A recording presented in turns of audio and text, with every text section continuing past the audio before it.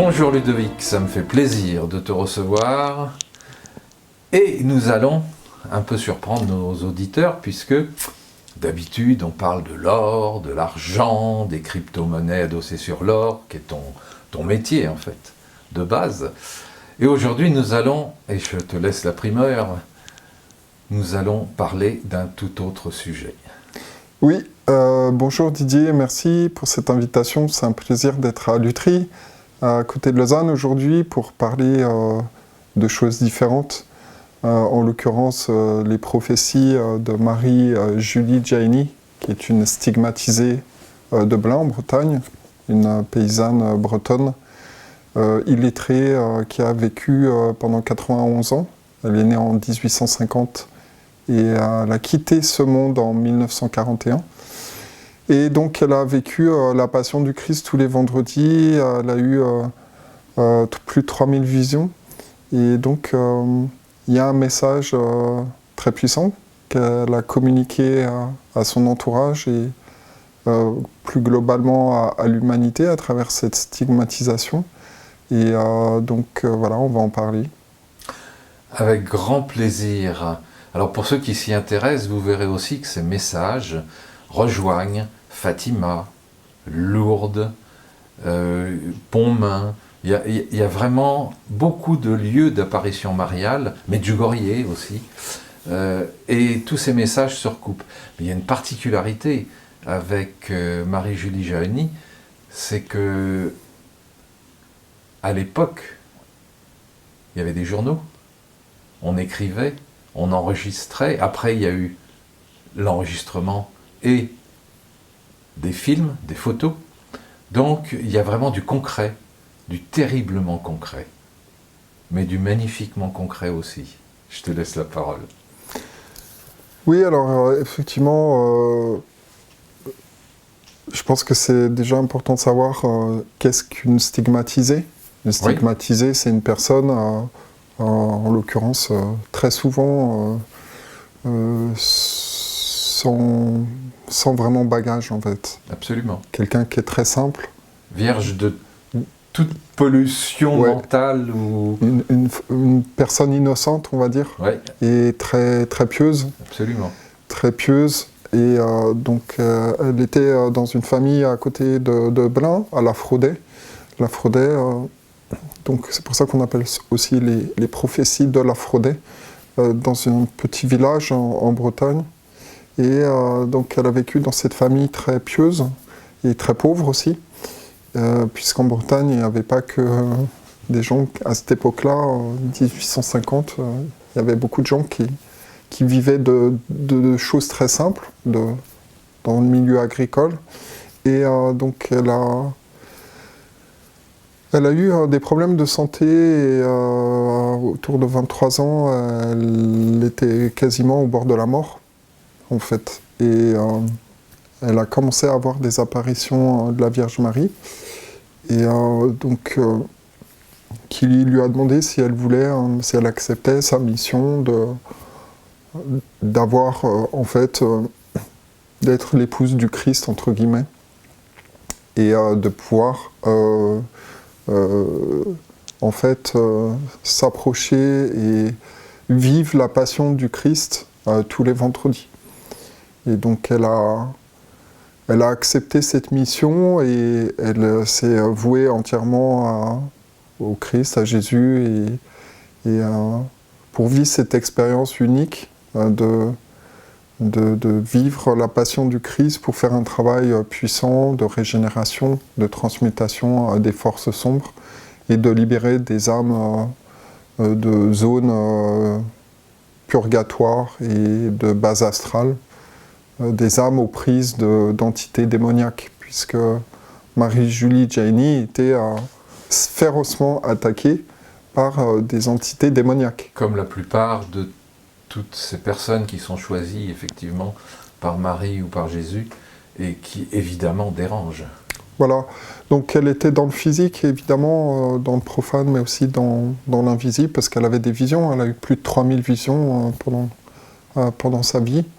Donc il y a eu des faits surnaturels, il y a eu beaucoup de guérisons, parce qu'il y a des gens qui venaient la voir, et qui étaient guéris de tout type de maladies. Donc il y a beaucoup de grâces qui ont été promulguées dans cet endroit, accordées, et donc un travail beaucoup dans l'invisible. On va dire, si on reprend un peu le vocabulaire actuel, elle était connectée. Oui. Comme diraient les physiciens quantiques, elle était connectée à la source. Voilà. Et donc, elle a été en fait l'intermédiaire pour communiquer des messages à l'humanité. Et ces messages sont des messages puissants de régénération et de changement, de très très gros changements. Et on vient une période qui a été décrite dans les Écritures et dans d'autres religions d'apocalypse. Absolument, l'apocalypse de Saint Jean pour la religion catholique, mais dans toutes les religions, effectivement, il parle de cette période d'apocalypse. Exact. Donc en fait, il y a des forces. Nous sommes en guerre, comme je le dis. Nous sommes en guerre contre des forces sataniques. Absolument, c'est une guerre spirituelle que nous vivons aujourd'hui. Voilà. Des forces sataniques qui pensent arriver à la culmination de leur pouvoir. Oui. Ils pensent y arriver. Ils pensent y arriver. Absolument. Ils ont raison d'y croire d'ailleurs, voilà. Parce que plus ils vont y croire, plus ils vont chuter. Voilà. Et donc, en fait, bon, il y a beaucoup de choses qui s'est passé en France depuis le début. En fait, la France a été créée avec le baptême de Clovis. Absolument, France, fille aînée de l'Église. Voilà. D'ailleurs, n'oublions jamais qu'aux jeunesses chrétiennes, le pape Jean-Paul II, sur la pelouse de Longchamp, à Paris, la première phrase qu'il a prononcée, « France, fille aînée de l'Église, qu'as-tu fait de ton baptême ?» Donc la chute de la France n'est pas d'aujourd'hui. Elle était déjà ancrée et marquée depuis des dizaines d'années. Oui, effectivement, parce que la France a un rôle très spécial dans l'histoire de l'humanité, en réalité. La France a aussi une position centrale, de par sa forme et sa position sur la planète, en fait. En tant que terre chrétienne, notamment. Voilà. Et donc, elle s'est rapprochée, en fait, du divin, et elle a été consacrée au départ.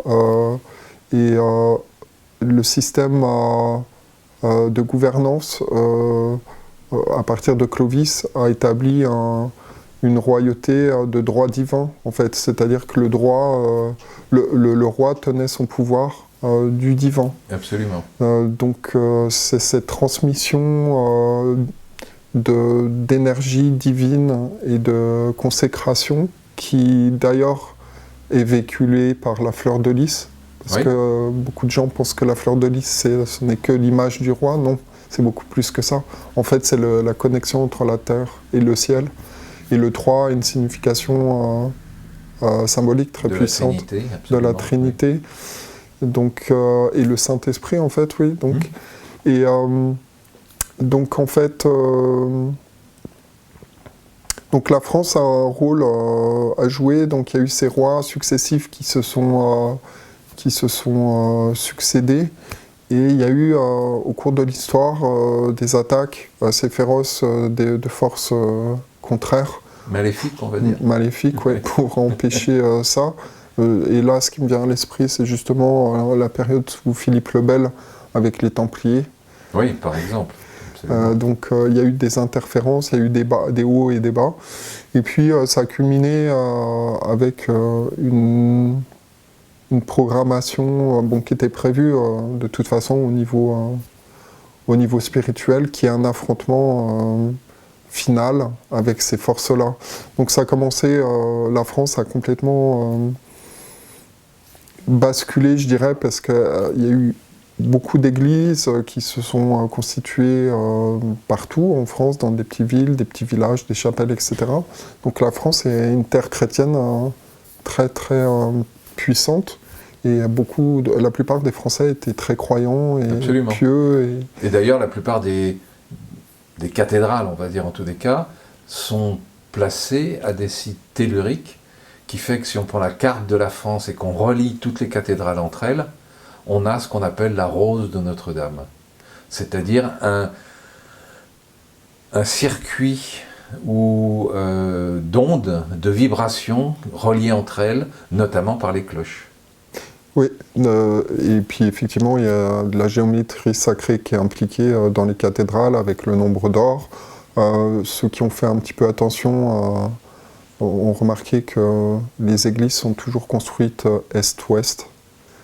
Donc il y a tout un ensemble de symboliques. Et donc la France, c'est un bijou en fait, un bijou chrétien, avec tous ces monuments, toutes ces cathédrales, toutes ces chapelles. Et donc c'est quelque chose qui est unique au monde. Et donc les Français étaient très croyants, pieux, et donc il y a une culture chrétienne qui s'est développée et qui a été sabotée par une culture anglo-saxonne, commerciale, et consumériste et liée à la franc-maçonnerie. Parce que la franc-maçonnerie, à la base, c'est des espions anglais qui ont commencé à mener une guerre contre la France pour pouvoir s'approprier tous les symboles et puis la vampiriser en fait. Donc il y a eu une attaque coordonnée, féroce de loges secrètes, notamment la franc-maçonnerie, mais d'autres, notamment les Illuminati, qui sont une famille très puissante qui contrôle cette planète à différents niveaux. Et puis, donc, ce sont eux qui sont à l'origine de la Révolution française, puisque à l'époque, les Français ne parlaient pas français. En fait, c'était des dialectes.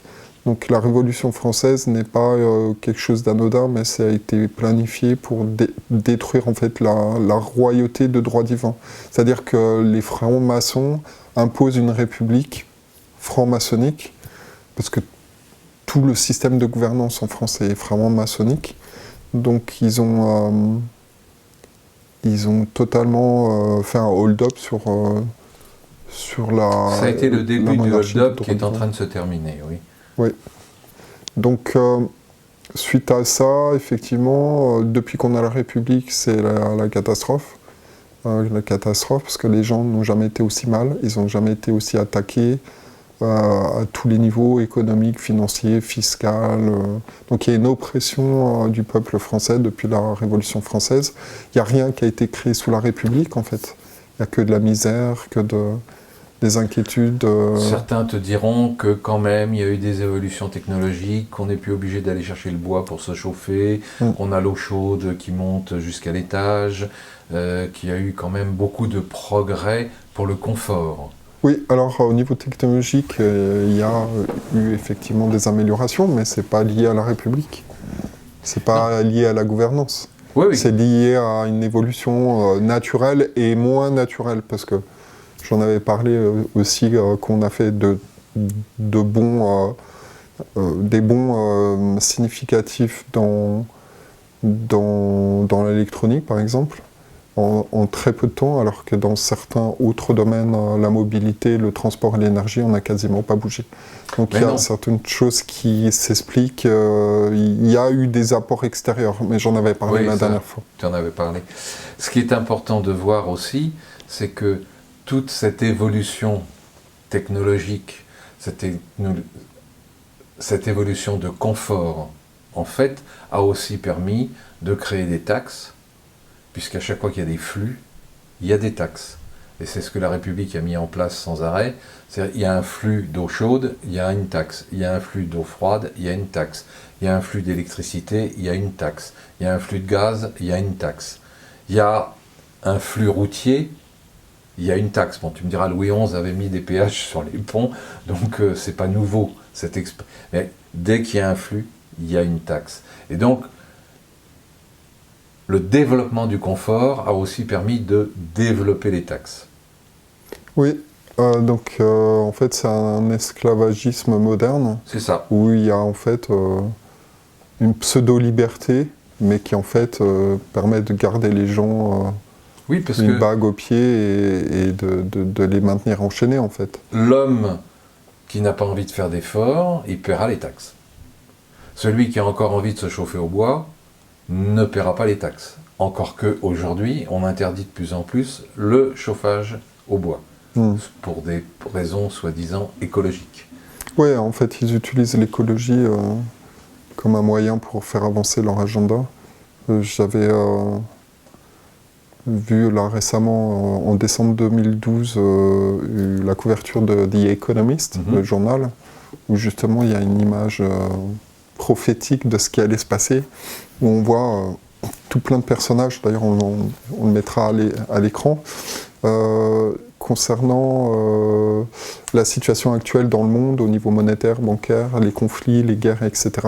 Puis devant l'image, on voit Satan avec sa queue, et puis il y a une machine à côté, puis il active les leviers, puis c'est marqué Climate Change, changement climatique. C'est ça. Donc en fait, on voit qu'on a le diable en tant que tel qui a en fait orchestré l'escroquerie du changement climatique et du CO2. Parce que le CO2, ça devient... en fait, ils ont réussi à faire rentrer dans les esprits que le CO2 c'était toxique ou que ça posait des problèmes, alors que sur cette planète, la vie ne serait pas possible s'il n'y avait pas de CO2. C'est ça. Ils ont réussi à faire croire que le gaz de la vie était mortel. Ouais, c'est quand même exceptionnel qu'ils aient réussi, parce qu'il y a tellement de gens maintenant qui font que référence à ça. Ils sont complètement lobotomisés et programmés avec ça. Je suis effrayé, quoi. Oui, c'est absolument... Alors, ça nous permet de revenir à Marie-Julie Jahenny, parce qu'en fait, elle en parle. Elle parle justement, alors dans ce premier ouvrage notamment, mais il faut lire aussi le deuxième, qui sont les visions sur le temps présent, et qui reprend d'ailleurs un certain nombre de données, et elle l'explique bien. Là, je vais juste prendre une de ces visions qu'elle a eues par la très Sainte Vierge le 25 août 1882, avant même, peut-être, que la première crise de la fille aînée de l'Église, alors la fille aînée de l'Église, c'est la France, avant même, peut-être, que la première crise de la fille aînée de l'Église ne soit commencée, il y aura des nouvelles douloureuses pour ces peuples, 2 points, l'Angleterre, la Perse, donc c'est l'Iran aujourd'hui, Jérusalem. Tous auront subi de grands maux. Et ça, c'est une prophétie qui date du 25 août 1882. On est en plein dedans aujourd'hui. Oui, effectivement, elle a fait passablement de prophéties. Elle a anticipé la Première Guerre mondiale, la Seconde Guerre mondiale, tous les grands conflits, la situation avec Israël et la Palestine actuellement, des conflits qui vont commencer aussi, les prémices en Angleterre. On le voit qu'il commence à y avoir de grosses problématiques et des violences en Angleterre, notamment liées à l'immigration. Donc il y a eu beaucoup de prophéties, toutes les prophéties qu'elle a annoncées se sont réalisées. Il n'y en a pas une seule qui ne s'est pas réalisée. Oui, en fait. Alors ça c'est un cas d'école. En fait, je crois que la plupart des prophéties, notamment de Marie, se sont réalisées. Sauf que, d'abord, l'Église en a caché beaucoup, et deuxièmement, certaines sont un peu métaphoriques. Il faut les comprendre. Elles ne sont pas forcément très claires. Il faut vraiment les prendre au fond du cœur et les laisser mûrir pour pouvoir les comprendre et comprendre ce qui va se passer. Comprendre qu'on est prévenu. Mais surtout, ce qui est magnifique dans la plupart des prophéties, en fait, je ne vais pas dire toutes, c'est que Marie, ou Jésus, ou d'autres prophètes, nous disent comment on peut changer les choses. Oui, alors ce que je vois, en fait, moi là, c'est une balance.